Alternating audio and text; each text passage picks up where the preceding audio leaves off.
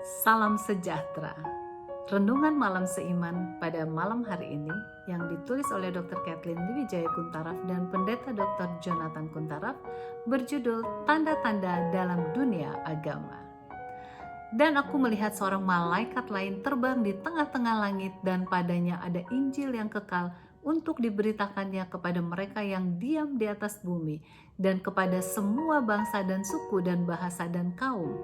Dan ia berseru dengan suara nyaring, "Takutlah akan Allah dan muliakan Dia, karena telah tiba saat penghakimannya, dan sembahlah Dia yang telah menjadikan langit dan bumi dan laut dan semua mata air." Wahyu 14 ayat 6 dan 7. Alkitab meramalkan bahwa sejumlah peristiwa yang sangat berarti di dunia agama akan menandai dekatnya kedatangan Yesus yang kedua kali.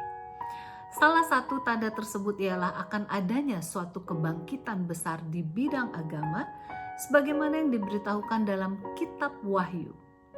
Di dalam hayal diterima Yohanes, ia melihat seorang malaikat memberitahukan kembalinya Kristus dengan melambangkan pergerakan dalam Injil sebagaimana yang tertulis dalam ayat inti kita yang di atas tadi.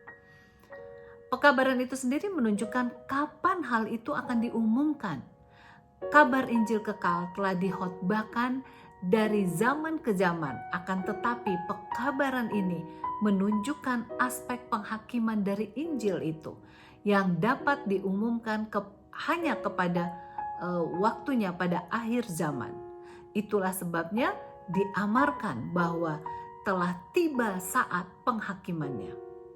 Dalam Daniel 12 ayat 4 lebih lanjut mengatakan kepada kita bahwa pada akhir zaman nubuatan itu akan dibukakan. Nah, pada waktu itu orang pun akan memahami rahasia-rahasianya.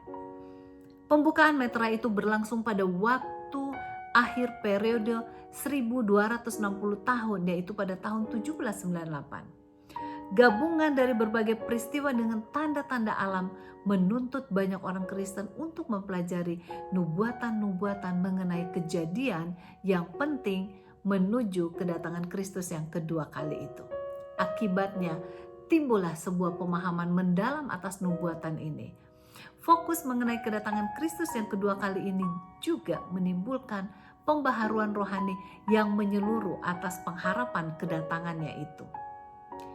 Sebagaimana reformasi muncul secara mandiri di berbagai negeri di dunia Kristen, demikian pula timbulnya berbagai pergerakan. Sifat pergerakan ini telah menyeluruh sebagai salah satu tanda yang amat jelas bahwa kedatangan Kristus yang kedua kali sudah sangat dekat.